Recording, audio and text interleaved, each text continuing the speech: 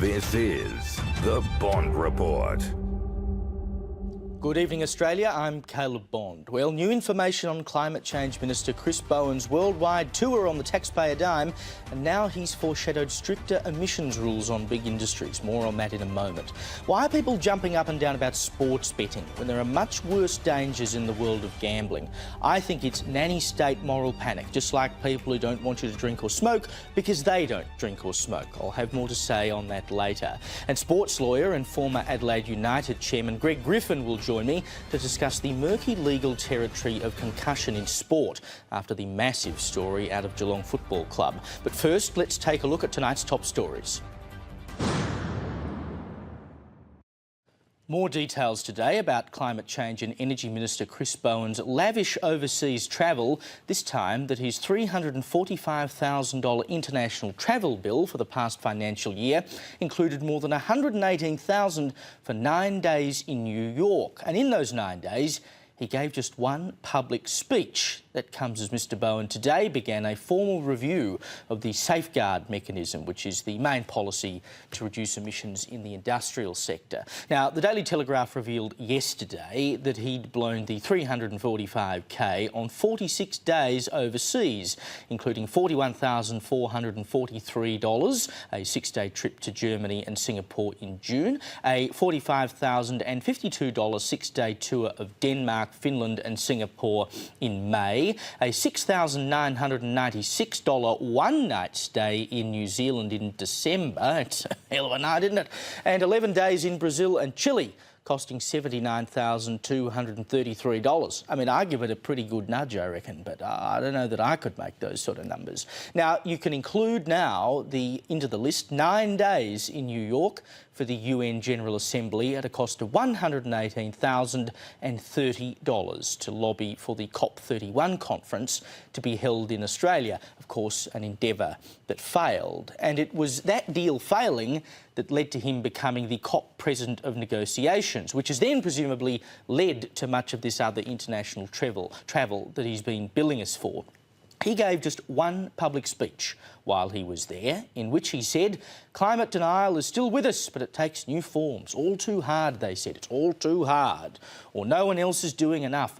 So why should we do this when the rest of the world isn't moving? And that's an easy message and narrative, he says, for the deniers and delayers to communicate when there's plenty of doom and gloom and stories about how the world is not proceeding with action on climate change. Whoa, scary stuff.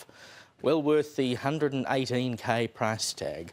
He also told the media while he was there about his bid to hold COP. He said the support for Australia internationally is overwhelming, absolutely overwhelming. Of the 28 members of our group, at least 23 support our group, our bid.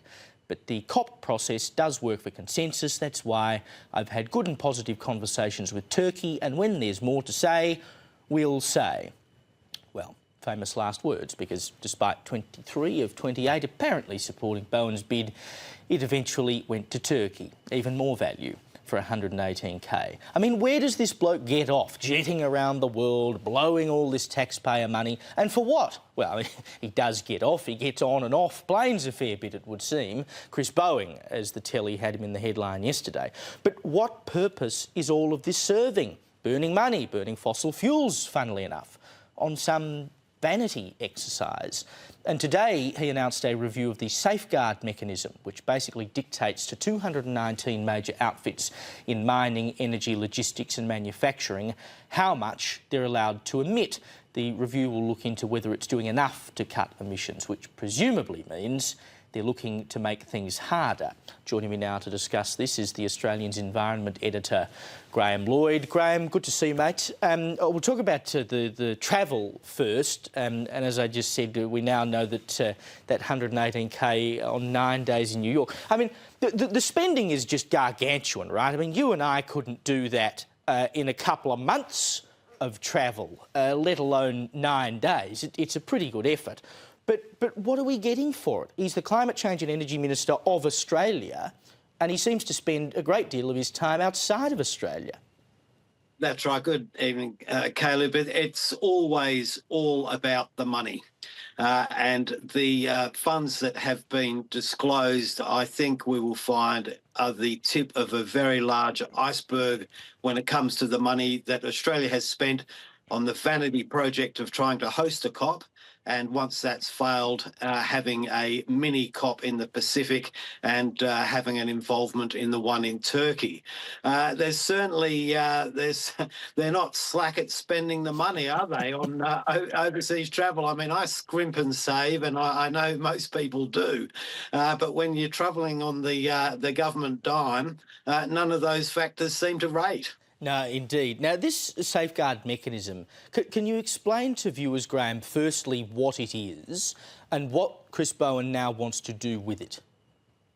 Well, the safeguard mechanism is really at the heart of the federal government's climate change response, and it allows big emissions companies to have a certain amount of emissions each year before they're penalised, and that amount is reduced each year by 5% to try and get them to change their ways or pay money.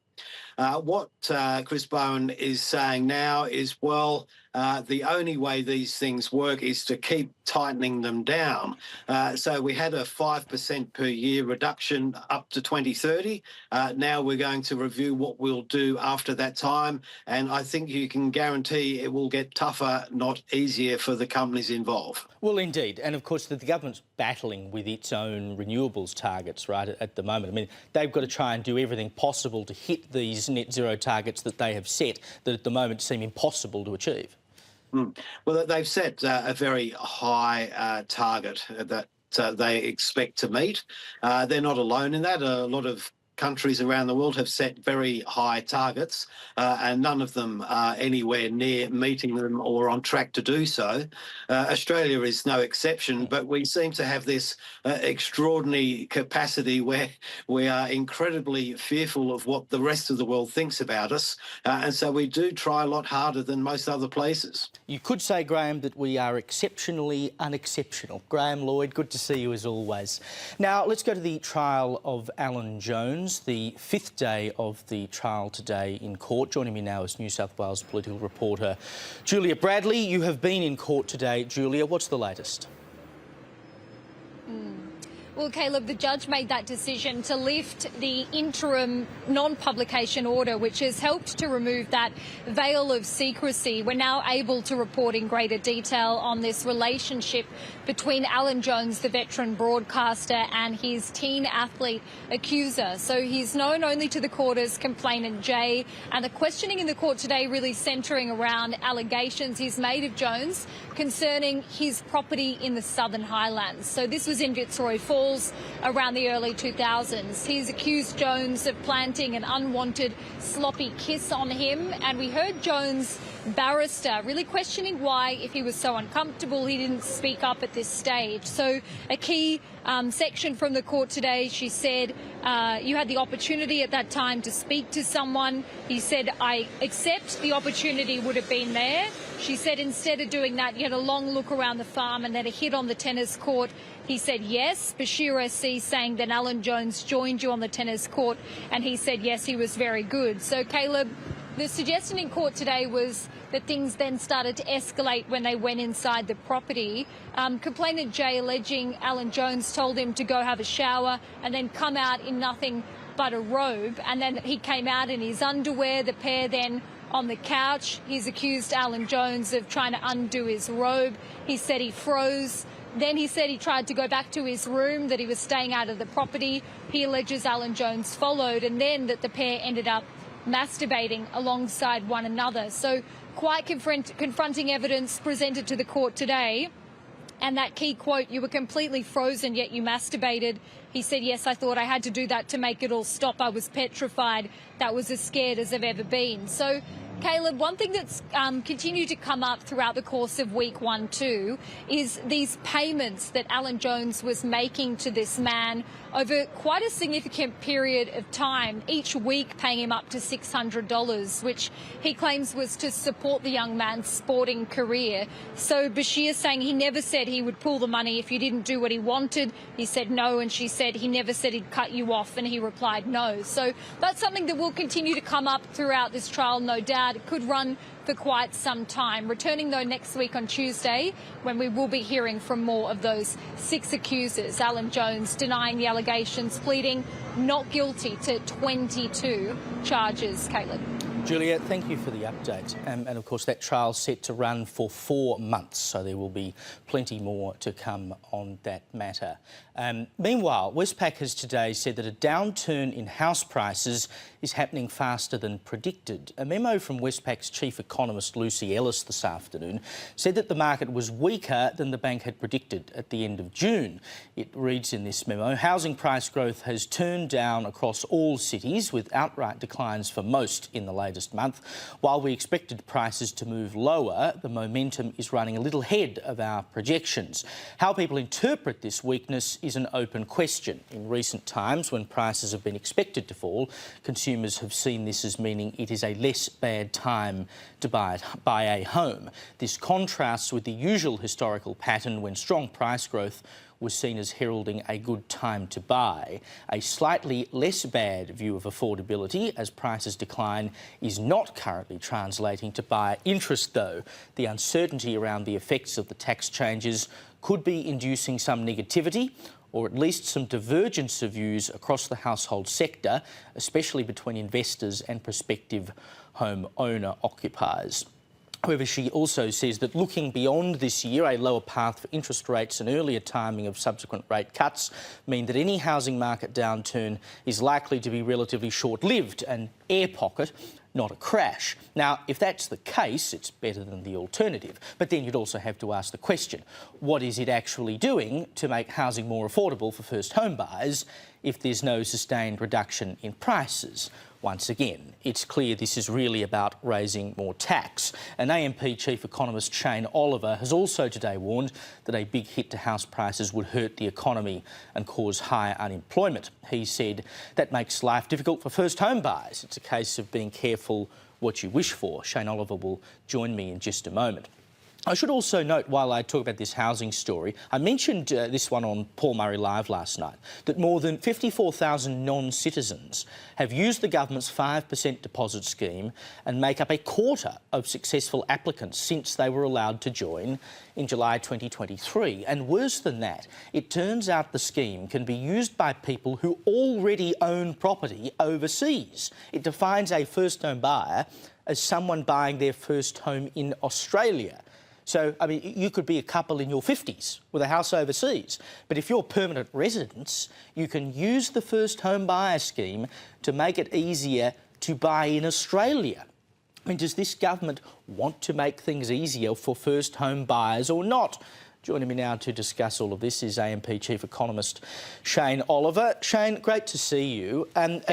We've seen a few stories over the last few days in the housing space about price reductions. The only city that really seems to be backing that trend at all is Darwin, which is interesting. A story in the Oz yesterday with people saying, who deal with investors, property investors, saying that rents are about to spike significantly. We're talking about 15% rises. Of course, the government said that rents would only go up by $2 a day as a result of their changes. I don't know, I think we're 86 or 87 days post-budget now. And it just seems to keep ticking along. Well, I guess the basic issue is that the impact of those tax changes was always uncertain. I think we had a clear understanding of the direction. The tax changes basically implied that investors would hold back because they're now going to get a lower after-tax rate of return. So to make up for that, they would demand higher rental yields on property, which could mean some combination of higher rents and lower prices, or probably both. And that now seems to be unfolding. So the Treasury was right, I think, in estimating that rents would go up. They said $2, not much. I think the risk is it's going to be a lot more than that because we will get a lower supply of housing for the rental market in the years ahead. And the Treasury was also right saying that prices would come down. They said 2%, but I think it's probably going to be quite a bit more than that, and we're already seeing that. The Reserve Bank last week indicated that house prices are coming down more. The housing market is weaker than they expected, possibly due to the policy changes, using their language, in the budget. Lucy Ellis from Westpac saying something similar. We revised our forecast down several months ago, anticipating what those tax changes would impact. So that, I think, is happening. I think the fall due to the tax changes is at least 5%, could be more. But it is a key area of uncertainty, and you don't really know the final results. There is certainly a risk here that prices just come off. It turns out to be just a flick off the top. Even if it is 7% top to bottom or something of that order, in the great scheme of things, it still leaves housing very expensive. Yes, some first homeowners will have been able to get out of the rental market into the home buyer market because of those slightly cheaper prices, but it does leave renters exposed to higher rents down the track. So I think it's still highly debatable as to whether the changes made in the budget are actually working, and I do worry that the risks are that ultimately we end up with less supply. Now, of course, the bigger threat in the short term, of course, is that prices just come down too much. It becomes a snowballing effect. Yeah. So rather than a regular cyclical downturn, we end up with something worse. And that's why I made that comment. You've got to be careful about what you wish for. I think first-home buyer may want lower prices, but if prices crash and they don't have a job, it's hard for them to get into the property market. Well, you can't buy it all. You can't buy it all. Just very quickly, this business of people being able to buy in the 5% deposit scheme if they already own a home overseas. I've only got 30 seconds, Shane, but that's obscene, isn't it? Well, it's crazy. I guess it depends on where that house is overseas and whether they still own it or not. If they've sold it and they're still trying to get into our market, I think maybe fair enough. If they're a permanent resident and they're paying taxes here and they no longer have that house, then yes, maybe they should still have access to it. But I think this highlights the speed with which these changes were made on that first home buyer scheme. I don't think it was fully thought out. No. I think there's multiple problems with it. When you remove the income caps, there was in part of that story earlier in the week was that a couple with over $600,000 in earnings was getting access to that scheme. I know. The question.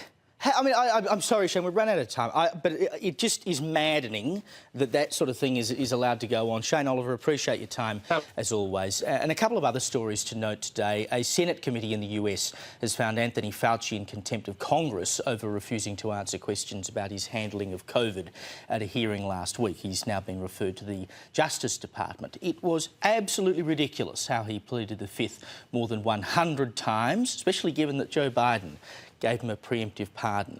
What does he want to hide? I hope the DOJ does pursue it, and I hope he ends up in a jail cell. He and quite a few others from COVID need to pay for what they did to us. And the federal inquiry into 000 outages has been delayed by 5 weeks. The findings from the Environment and Communications References Committee weren't to be handed down today. They started the inquiry after last year's Optus outage. But committee chair Sarah Hanson-Young said today that Telstra's outage meant they needed more time. The report is now set for September 14.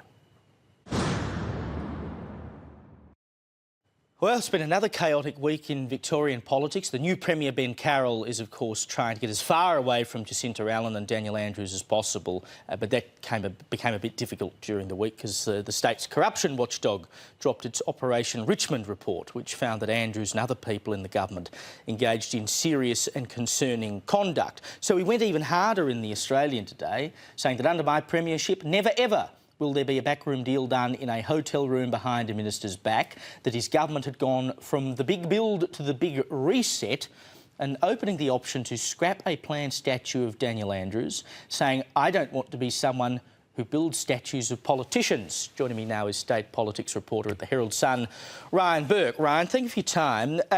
How well do you think these efforts by Mr Carroll to distance himself from Jacinta Allen and Daniel Andrews are working at the moment?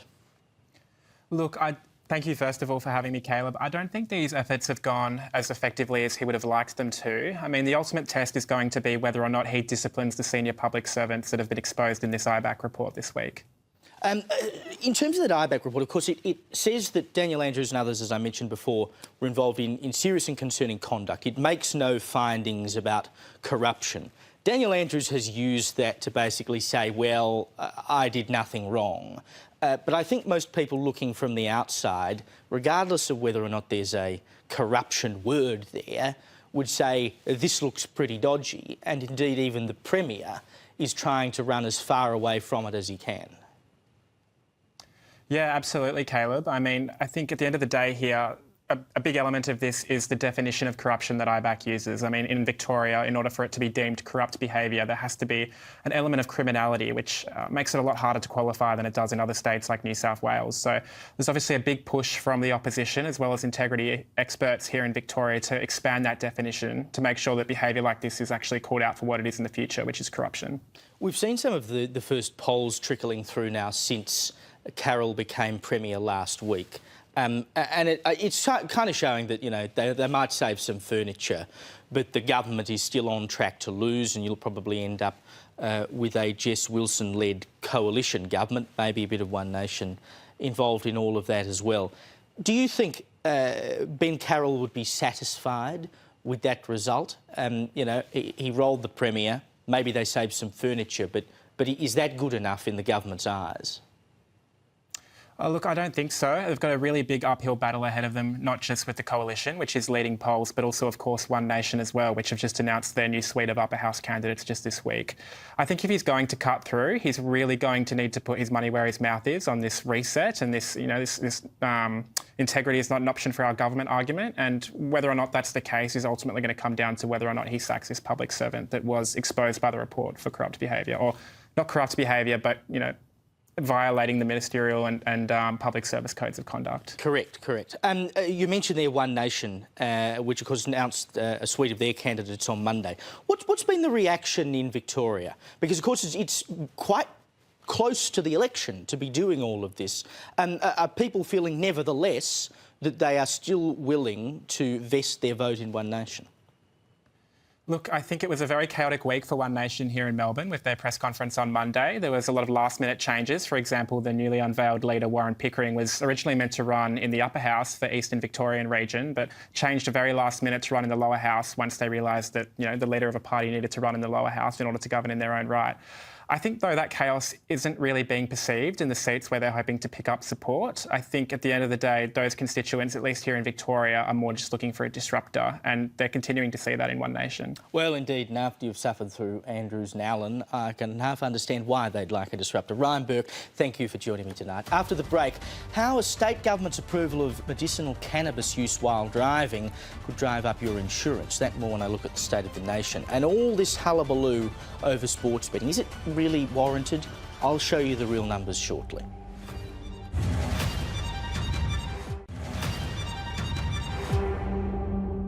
I talked last week about a study that found there were too many studies coming out of Australian universities, which was quite funny in itself. And there were all these stupid ones like research into the image problem for zip-off trousers and all this sort of rubbish. But I think this one also falls into the category of useless research. Monash University has just put out a study saying that 9 in 10 parents with babies drove while fatigued last month. Now, I mean, they're pretty busy trying to do what they need to do. It found that parents of kids under the age of 12 months had an average of 6 hours sleep a night, and that almost all the people in the study reported sleep disruption due to parenting responsibilities. You're joking. Wow. I didn't know that. You're telling me now for the first time. I mean, what's next? A study to tell us that drunk people are more likely to slur their words? I mean, I get the point was about people driving while fatigued, but come on. I'm not sure we needed to pay for research to say that parents of newborns are tired. All right, let's take a look at the state of the nation. Starting tonight in Tasmania, where a council will reconsider its decision to increase rates for hobby farms by 40%. Launceston City Council decided in June to jack up the rates on primary production properties to bring them in line with commercial and industrial properties. That meant that 2 properties had their rates increased by more than 10 grand, and one property owner's rates increased to $62,427. Now, they voted to have another look at it, but come on. Why did it even happen in the first place? If you're buggerising around on your property with a few sheep or cattle or something, and the council comes knocking for an extra 10k a year because they've decided that you're a farmer, honestly. And I know that the cost of councils doing things has gone up, but do councils not realise that our costs have gone up too? I mean, sure, they want more money, but they get it from us. And where do they expect us to get it from? In the Northern Territory, a date has been set for the funeral of Kumanjai little baby. It'll be held in the Alice Springs Garden Cemetery on Saturday, August 15 from 10 a.m. to 1 p.m. and a memorial is also being planned for next Friday. Those attending have been asked to wear her favourite colour, which was pink. And of course, she was found dead in April after a 5-day search, and Jefferson Lewis has been charged with murder and other offences. I hope her family finally have some closure. And it's been a while since we've talked about this case, but we shouldn't forget it.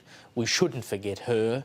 And we shouldn't forget the awful circumstances of these town camps. They have to be shut. In Western Australia, the new Mines Minister has confirmed that he has no plans to change the state's ban on uranium mining. Daniel Pastorelli told the Diggers and Dealers Mining Forum in Kalgoorlie that we made an election commitment in 2017. That is our position. There were some projects with approvals in place when we came to government. They haven't got off the ground at this point in time. That probably says more about the uranium market as a whole. But our position is pretty clear. Never mind the fact that the federal government just signed a uranium export deal with India. South Australia is the only state producing and exporting uranium. We must have rocks in our heads. I mean, we refuse to use nuclear energy here. We refuse to mine it for others to use. It is just madness. In Victoria, nearly 3/4 of people want to stop a bronze statue of Daniel Andrews from being made. A poll by Freshwater Strategy has found 74% of Victorians want it scrapped and just 19% want it to go ahead. Even 54% of Labor people want it dumped. Poor old Daniel Andrews, he's lost his control of the party. People want his statue chucked in the bin. It's not a good time to be Daniel Andrews.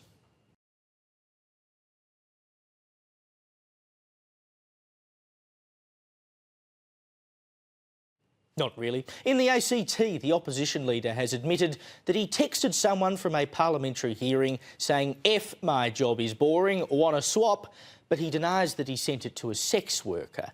Now, this all started on Wednesday when the Canberra Times revealed that Liberal leader Mark Parton had been accused of sending said message to a sex worker during budget estimates last week.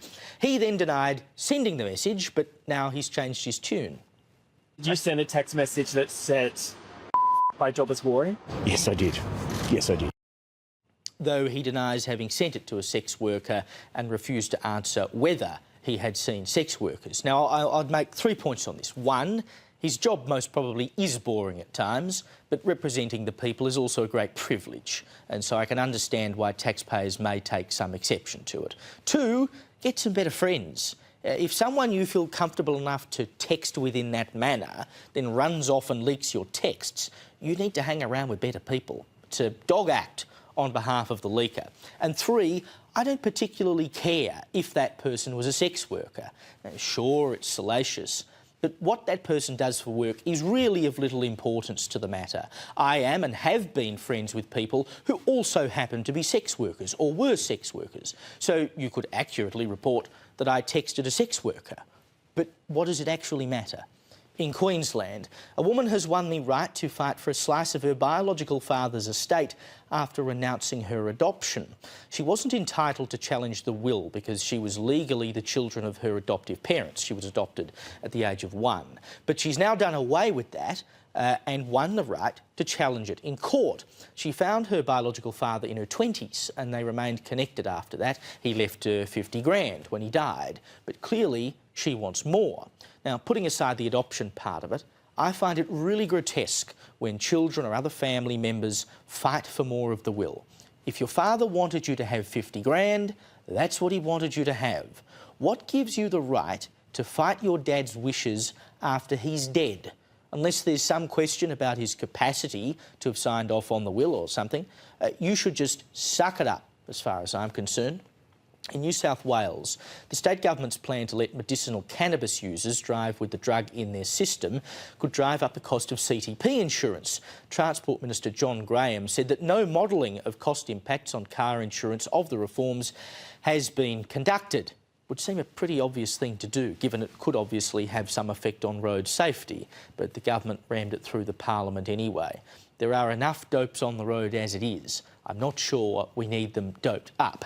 And in South Australia, shocking footage has been released of a vicious attack on a bus driver. The district court heard that Jake Dylan Morris and his brother were on a bus in Adelaide when the driver stopped and asked them to get off after disturbing a couple of young women. After hurling all manner of expletives at him, Morris followed the driver back to his seat and punched him 22 times. He's since pleaded guilty to causing harm with intent and been jailed for 4 years and 9 months. The Advertiser also reports that there were 404 assaults on public transport workers and passengers last year, which was thankfully down 20% on the previous year. But seriously, what sort of twisted person bashes a bus driver? 22 punches simply for doing his job.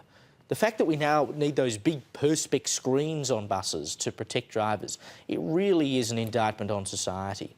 If you can't get on the bus without knocking around the driver, then you should just be locked in a dark room and left there forever, because frankly, there's not much use for you in the world. Now, you might have seen this week that a former NRL player by the name of Luke Bateman told a Senate inquiry into the government's proposed gambling ad laws that he'd been offered drugs and alcohol by bookmaking staff. Now, frankly, I don't care if he was offered alcohol. If I had to declare every person who's ever bought me a drink, then we'd be here until midnight. But of course, drugs are slightly more concerning. Now, some of the reporting, I think, has made it sound like this was an official thing done by bookmaking companies, that a company was sort of specifically offering and funding drugs for clients. What Bateman actually alleged was that account managers who worked for bookmakers had offered to buy him drugs. That doesn't mean it was an edict from the bosses. It means someone he was personally dealing with had offered to buy him drugs.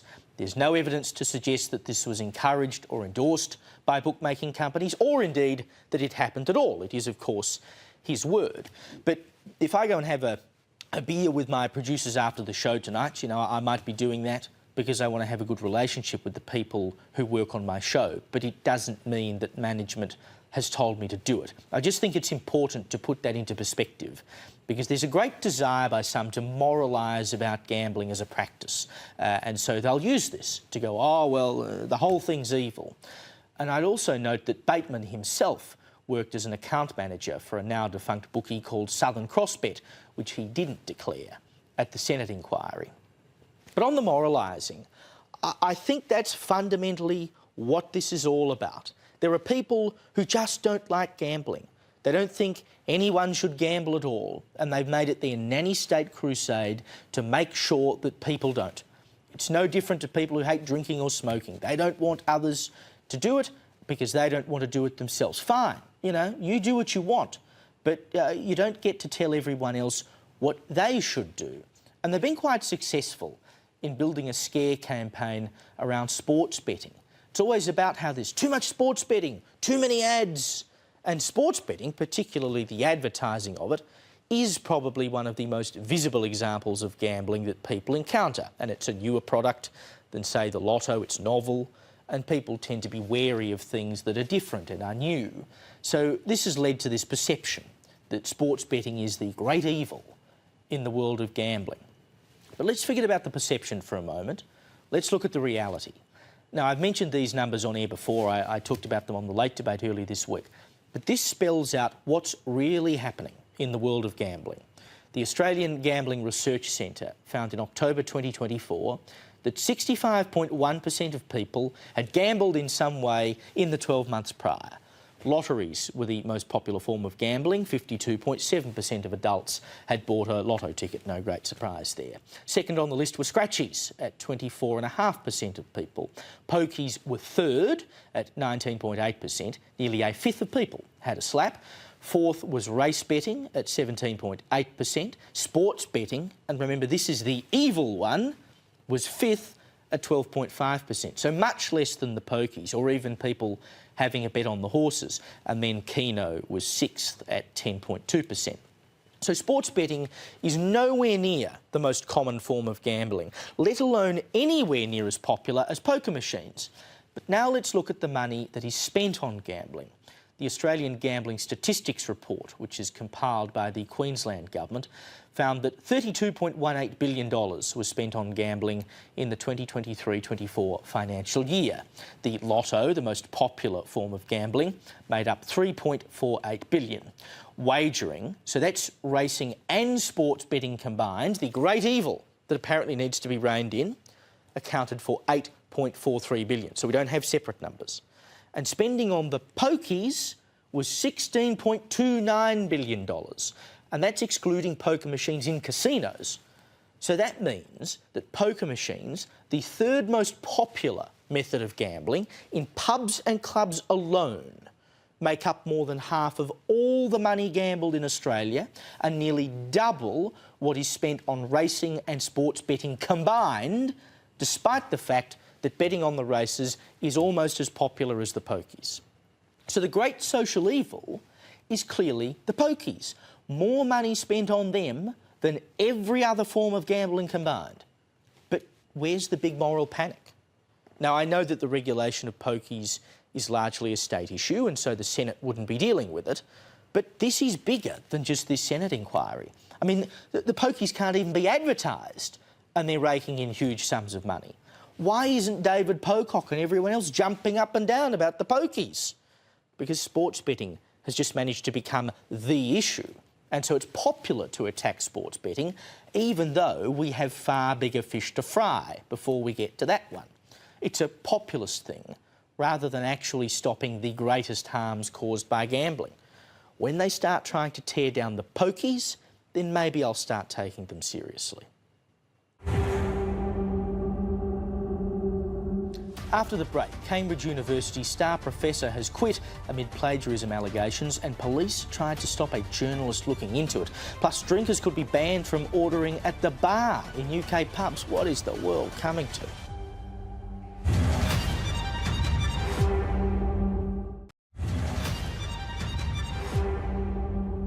Well, accusations have finally caught up with Cambridge University star professor Jason Arday. Now, he was the youngest ever black professor at the uni. He became a bit of a diversity poster boy. But Mr Arday has now quit over allegations that he copied parts of his PhD thesis from one of his own students and made up stories about his athletic ability that would have made him one of the best runners in the world. Even more chilling is that a reporter who was looking into these allegations was investigated by police and told to stop contacting Mr Arday because it was affecting his mental health. Joining me with more on this, Sparked Online editor Tom Slater. Tom, good to see you. It's a strange story, this one. The uni and basically everyone had defended him to this point. I mean, you know, he makes up all this stuff. I mean, look, I'm saying he made it up. Maybe he can prove at some point that he ran 6 marathons in 6 days and all this stuff. It's pretty extraordinary. No, it is extraordinary, and it's extraordinary that it took so long for anyone to cotton onto it and for the university to do anything. He has stepped down now after 100 passages in his PhD thesis were found to have either been lifted or very lightly changed from another student's PhD thesis. And also this long list of claims, shall we say, about his superhuman feats in the world of sport, charity fundraising, claims to have run 30 marathons in 35 days, raised more than £5 million for charity, claimed to have appeared on a television series that actually began 20 years before he was born. You know, beyond claiming he, you know, broke the land speed record on an e-scooter, which he didn't claim, but it wouldn't surprise me if he tried to. I mean, these were things which stretched credibility, to put it lightly. And what is so shocking that we're learning now is that a journalist from the Times Higher Education in the UK was contacted by police, having been accused of harassing Jason Arday for sending him a list of questions. Nothing went further with that, but he was told to basically keep his distance for the sake of Arday's mental health. And also an academic, David Harris, who'd been raising questions about the plagiarism issue for many years now, also had a complaint passed on to Devon Police, which nothing, again, came of, but nevertheless is a pretty sinister undertone to all of this. So there's something kind of tragicomic about this whole thing. It raises a lot of questions about the University of Cambridge and the various journalistic institutions who gave Arday the time of day, lauded him, in fact, but also the extent to which it seems the law were invited to take a role in all of this. So as I say, there's layers to this. It's kind of amusing, absurd, but also sinister at the same time. Well, indeed, and it would seem that he was more or less defended for so long because he's a black man. And they were trying to insinuate that there was a racial undertone to the criticism and the allegations about his plagiarism and that he'd made up stuff about TV shows and his academic prowess, etc. Indeed, the complaint that he made to police was that he was being targeted with racial undertones. And you'd have to think, if it weren't for the fact that the university was so invested in the diversity angle of all of this, whether he would have been gone a long time ago. Certainly. I mean, that's another part of this story, which is not only the willingness of the university and his very high-paid lawyers to push this idea that any criticism of him was, quote, racially motivated, also claims that he himself has made about racist intimidation, which, again, to put it gently, have also been called into question. The Guardian, of all places, did a really good report pointing out claims that he said that a pig's head had been sent to his parents' house, that he'd reported this to the police, that the police had investigated, found where it had been bought. The police have no record of this whatsoever. And also a claim that on 2 occasions he was menaced at his place of work by a masked man, the second time brandishing a knife. And the Guardian very gingerly points out that there is no CCTV footage to back this up. He apparently didn't mention it to any of his colleagues, nor did he report it to the police, even though he did report that journalist and that academic to the police for emailing him. So again, this story is the question of kind of who is ultimately to blame. Yes, you do have characters who come along from time to time who are accused of plagiarism, who are accused of fabulism, what have you. That's nothing new. What is new, I think, or at least what is distinguishing here, is that so many people played ball for so long for precisely the reasons that you say. He furnished this narrative about racism, about the bigotry, supposedly, of our institutions, and he allowed places like Cambridge to pose as on the side of the angels because of it. But it shows how much, if you basically imbibe this identity politics, basic standards suddenly go out the window. Truth really is stranger than fiction. Now tell me, Tom, what on earth is going on at Westminster Council, I should say? They're looking to ban people from ordering at the bar in the pub because they don't like, quote-unquote, vertical drinking. Am I in an alternative universe? Oh, I wish that was the case. I mean, we've had to put up with a lot of assaults on our culture in recent years, but this is one that I'm not willing to put up with. As you say, Westminster Council and these draft guidelines suggesting that as a condition of new licences being granted to venues, that they would have to essentially mandate table service to crack down on the horror of vertical drinking, as you say, and particularly because Soho is known for people kind of spilling out onto the pavement, standing outside with a drink, largely because there are so few pubs these days that there is so little room in them that people have to stand outside. Yes. So if Westminster Council want to do something about that, maybe loosen up the licensing rules, allow more places to open for later, rather than go around telling people off or insisting venues make people sit down, which is only going to hit the bottom line of this already struggling pub trade. And just nanny state rubbish. Tom Slater, thank you for being with me tonight. Now, who should actually be held responsible for concussions in sport? The big story from Geelong Football Club has opened it up. I'll talk to a sports lawyer about it on the other side of this.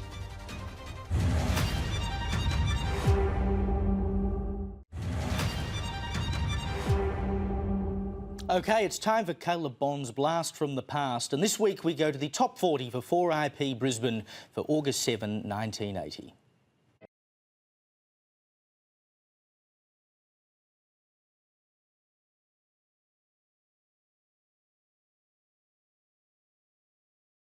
On this day in 1980, the top 5 songs in Brisbane were number 5, Turning Japanese by The Vapors, number 4, Funky Town by Lips Inc., number 3, Can't Stop the Music by The Village People, number 2, You've Lost That Love and Feeling by Long John Baldry and Kathy McDonald, and number 1 on this day in the 4IP Brisbane Top 40 chart of 1980 was It's Hard to Be Humble by Mac Davis.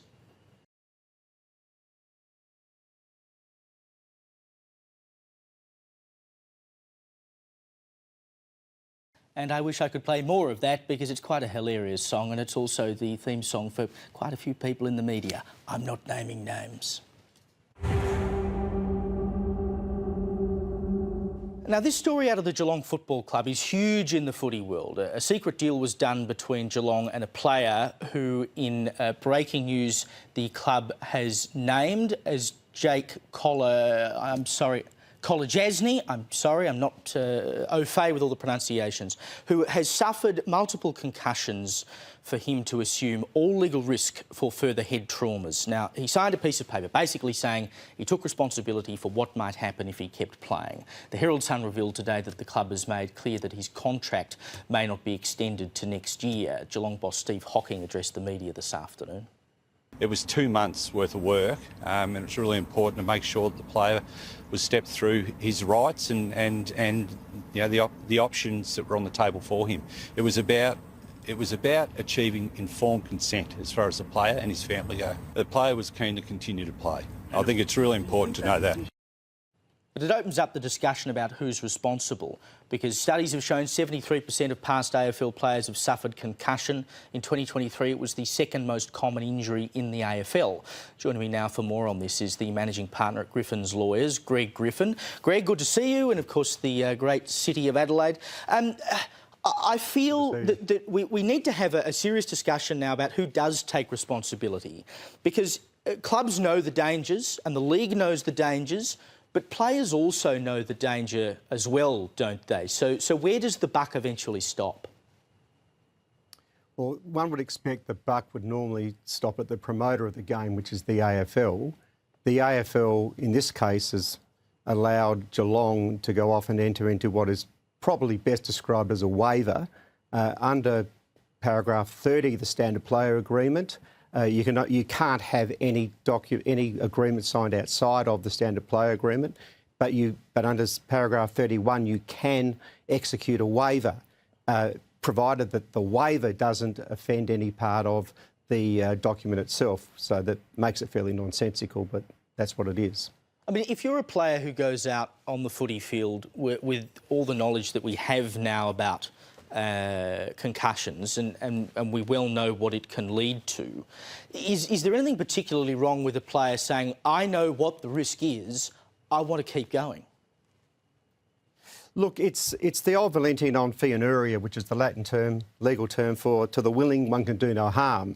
So if you assume a risk and you do something which you know may well involve you in being seriously injured, like rock climbing or paragliding, whatever it may be. So, but football is a bit isolated from that, but other sports aren't. For example, run it, which is the new sport which is very popular in the eastern seaboard, where rugby league players run at each other, and it's much more dangerous than AFL, and it's probably even more dangerous than shopping in Russia at the moment. But it is lots of very well-credentialed players are playing, but they are all signing a waiver, and that waiver requires them to be examined by a competent neurologist experienced in BTI, which is brain trauma injuries, and also have that explained to him by a legal practitioner as to what he is giving away by competing in that event. Do you think this becomes a big threat to leagues like the AFL and the NRL, the issue of concussion? Because we know there's a class action afoot in the AFL. You know, concussion is basically a part of the game. How do you fix that problem? Well, I actually started the concussion claim for a number of the players, including Shane Tuck, who died of suicide after being stage 4 CTE.